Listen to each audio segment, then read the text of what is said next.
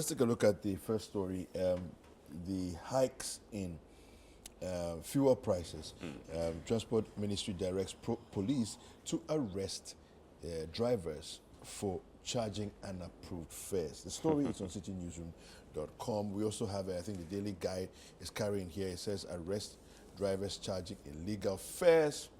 And yeah, so let me read it from citinewsroom.com. It says here, go after drivers charging unapproved fares, Transport Ministry to police. Now it says here, the Ministry of Transport has directed the Ghana Police Service and other security agencies to look out for any commercial driver who has resorted to charging new transport fares outside the existing one, thereby putting undue burden on commuters. Now, in a statement signed by its Public Relations Unit and released in Accra on Sunday, April 14th, 2024, the ministry said negotiations for new public transport fares are still ongoing, and with the road transport operators following the recent increase in fuel prices and other related operational costs. It therefore warns the commercial drivers to continue charging existing public transport fares as directed by the GPRTU of TUC and the GRTCC. Now the story goes on. It says here, the ministry is urging the Ghana Police and other security agencies to be on the lookout for any driver who goes contrary to the directive issued by the GPRTU and the GRTCC. The statement read in part. Now, on Thursday, April 11th, 2024, the Ghana Private Road Transport Union of TUC and the Ghana Road Transport Coordinating Council, in a joint statement issued in Accra, urged commuters not to pay any additional transport fares outside the existing fares. And the story goes on there. Now, let me come to you, Paul. Right. This is a little bit dicey. We've had situations in this country where people have lost their lives. At least I remember a gentleman in La Paz got into a scuffle with some driver's mates. And in the scuffle, he slipped, he fell, he hit his head on the curb of the road and lost his life. Okay. This is something that has happened before. Where we find ourselves, the GPRTU says, don't pay any extra funds. The operators are saying we are going to charge 30% increase. Now, the police have been requested to come in. Is there a basis or a legal basis for police to arrest people? What is your problem? Well, good morning, and good morning to our viewers, especially Akosia and Asoko in the US who are watching us now. To begin with, it's a big no. There's no legal basis for that statement from the Ministry of Transport directing the police to arrest drivers who are flouting GPRTU's directive. Then I'll explain why. You see, the dynamics on the international market plays a huge role when it comes to the increase in price of petroleum products, right? Now, currently, the winter in Europe is causing the demand for petroleum products to be on the increase. Again, when you have India, when you have China, when you have the US, you know, all demanding because of their economies of scale, then it means that the demand will outstrip supply. And we have OPEC nations also cutting down production. Russia is cutting down, Saudi Arabia is cutting down, even our own Nigeria is cutting down production. As a result of that, you don't have that, you know, volumes of petroleum products, you know, on the international market. Hence, we see the FOB prices, that's the free on board, you know, always climbing the ladder. Again, there's another factor that determines or causes, you know, the rise in the price of fuel, and that also has to do with the exchange rate. unfortunately on our part, between January to somewhere March, the cedi has depreciated about 18 to 19%. And that alone is a contributing factor. Then again, let me state on record that every month, importers, or if you like, the bulk distribution companies, need not less than $400 million to import finished products onto the market. Wow. Every month. Wow. And where you have so much, of dollars to import these products onto the market, it causes a huge blow to your economy. All right? And so that disparity is also there. And then the third one has to do with the taxes and levies on the price buildup. As it stands, the taxes and levies on the price buildup alone contributes about 25%. And on diesel, government or the taxes in total is about 3 cedis, 20 pesos. For that of petrol is also 3 cedis, 22 pesos.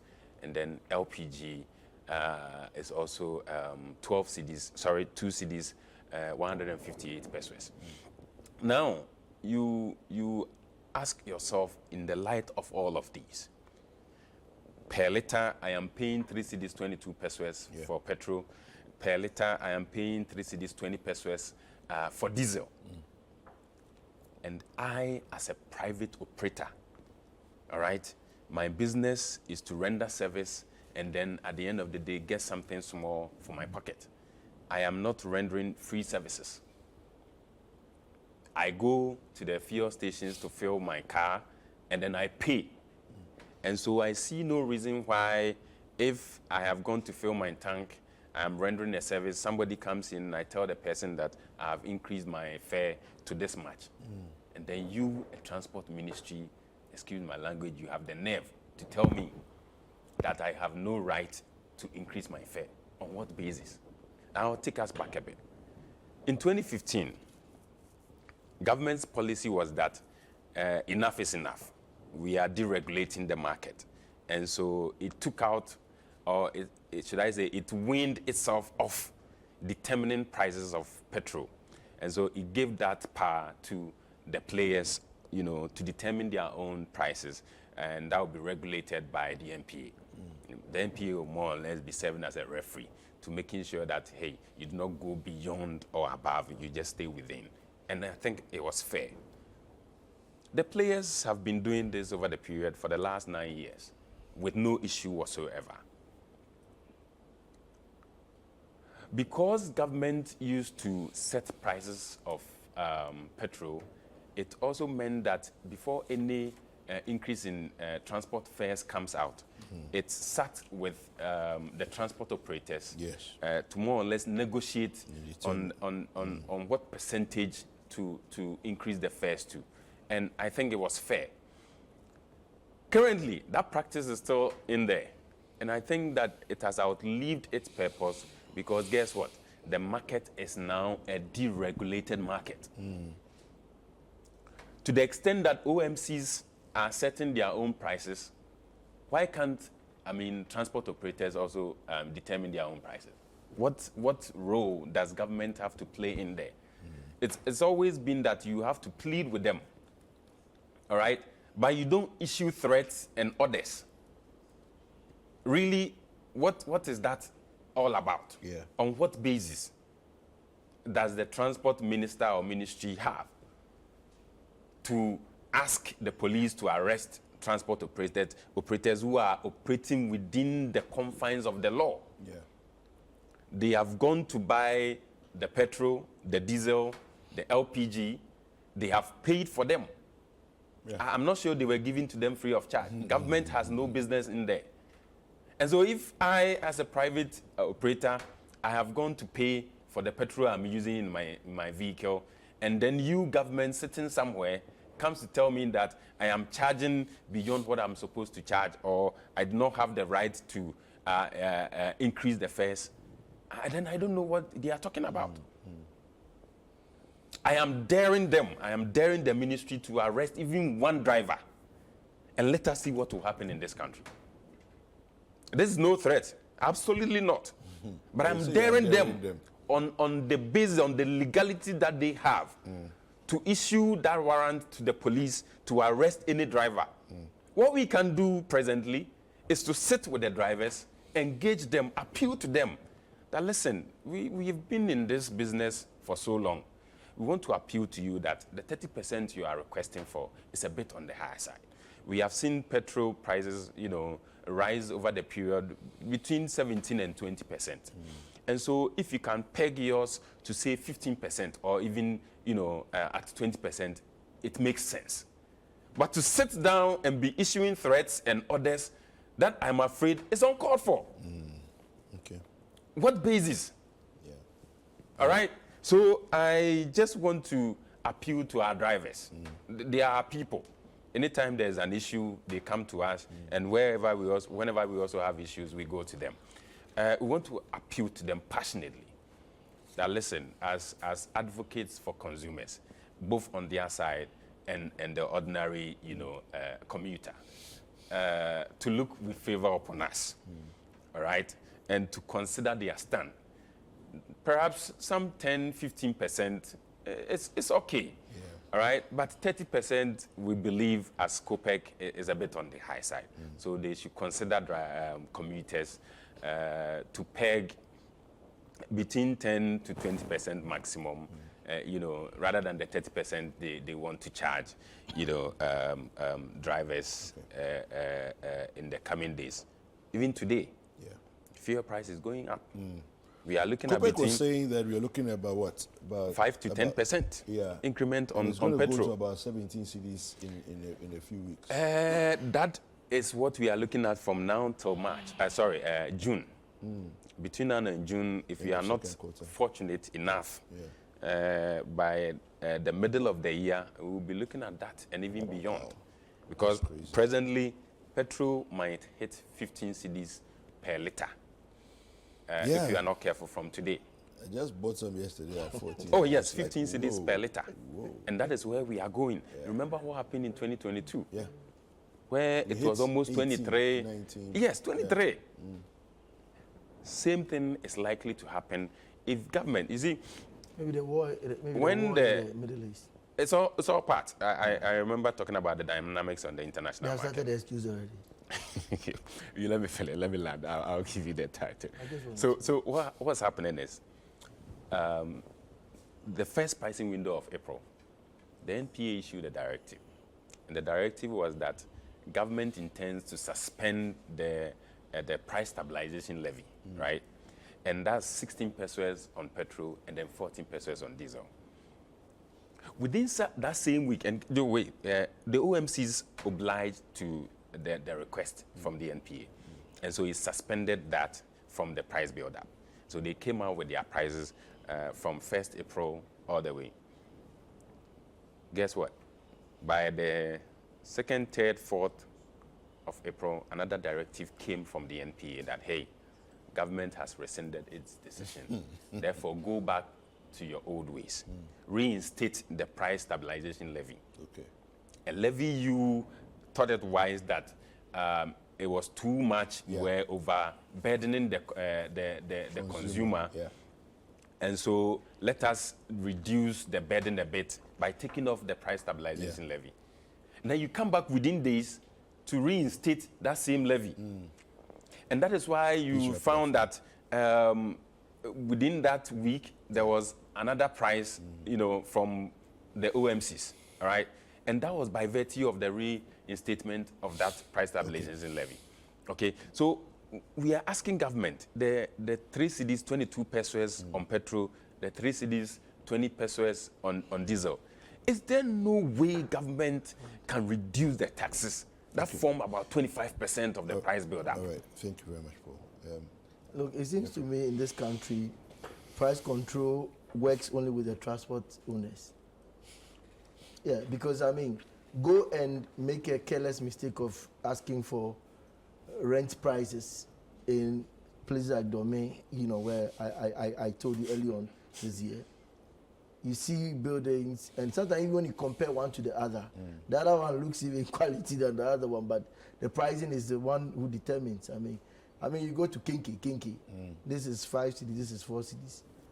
You want to go and buy malt at one place. The next 3 kiosks, they are selling it for 5 cedis, and then you go here, it's 6 cedis. I mean, that's how the pricing is in this country. Yeah. And so, if I have anything to tell the transport owners this morning, I want to cool them down. You know, there's this thing when I was young, we used to say, "Kaka motobi, ewo mo egbe, she mo." This one, the transport, what they are doing, they are only scaring them. They can't do them focal. They can't do them anything. They can do nothing to them. Absolutely not. Nothing. Absolutely nothing. What are you talking about? See who is talking. The one who has messed up the mass transport system. You don't even have leverage. You couldn't manage Metro Mass. Ayalolo is sitting there at the Achimota tunnels. You couldn't manage them. You see, we are part of a problem. When you leave people and they mess up and they don't do their work, they'll find other work to do. Like coming to scare people with police. So you think the police people, they also own vehicles. Of course. Most of the soldiers you see own vehicles. Go to Burma camp and go to the third service station. You will see. And you come out instead of speaking to, look, these are the issues. You have to approach this matter with some respect. Go to that table with dialogue, with a human face. I mean, talk to people. They are human beings. Look, the drivers also have costs to pay. Yeah. They are paying rent. They are buying food just like you and I. Yeah. They are buying fuel. The fuel increase, I mean, even the media is tired. Everybody is tired because 2%, 5%, 3%, I mean, that's the increment all over the place. And so we have become numb. It's not as if we are not complaining again. But I mean, yeah, the year on the bro, so now it becomes like it's a normal thing. And then also, you look at the spare parts. You have put high taxes at the ports on the importers. Right. They come to the Abosoka area and they are increasing the prices. And then somebody will ask you carelessly, now how many times do they buy the spare parts? They are buying more than necessary now. Look at the portals you have created. Just check now, our vehicles don't need to be roadworthy. Our roads must be car-worthy. Because you branch onto some roads in the capital of Accra. Yeah. And you think you are in some remote area. Oh yeah. And you see, so if you look at it, that the cost of the spare parts, the cost of fuel is rising, and the cost of living is entangling this group of people. What was their crime? They were smart enough to have unions. They've created that dialogic platform for you. What should you do? Jump on the platform. Right. Negotiate with them. Look, in Ghana, I always say when I go to other countries, I see the blessing we have. You go to other countries and the people are polarized into 2 or 3 groups. Yeah. But in Ghana, you can divide us into, look, we go to the same churches, we attended the same schools, we are in the same clubs and unions. I mean, so every other thing shows how we are actually mingled. I mean, so just move in there, speak with the leadership, and we'll have a headway. What's the way forward? Hold a respect-guided, dialogue-spirited meeting to discuss the prices. You should be ready to listen. Yeah. Listen to them. Let the unions be doing the talking. Do the backdoor when they speak about the prices. Quickly get your men to go onto the ground and speak with them. In all these, the PROs of the ministries are not even speaking. The experts of communication, they've been relegated to the background. And now you see technocrats who think they know everything talking. In fact, it is making things very worse. Look, the unions should ignore the provocation and look at that old woman who needs to bus herself to Kolebu for treatment. After serving Ghana and getting nothing, she's nursing illness.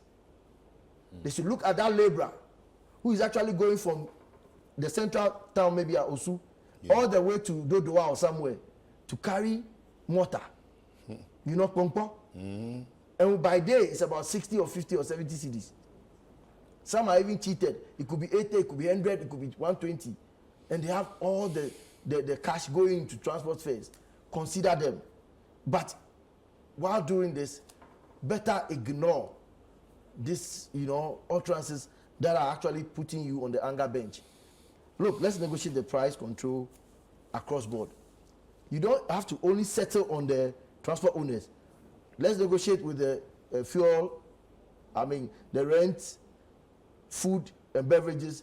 If we do all this broad and then we can manage it well, then you can have, you see, it is the prices around them that is they are also, passing it on to their passengers. And look, let's properly manage our mass transport system. That will give you the leverage. If you have leverage, you can control some things. It's competition and challenge. Is what if there were metro mass buses going all around the place, and then there's a little competition, some of it can be managed. But if you don't even have leverage, you are sitting there, and the buses, a lot of buses are at the Achimota New Station. The terminal, The metro mass, we saw the corruption in there. You chop the money we gave to you to manage the transport system, and then you come back and be threatening those who are there saving us. People have to broadcast not only to their workplaces, people have to go to hospitals. There are sick people. If there's a strike, it's a life and death matter. So finally, look, I think I'll respectfully call on the ministry.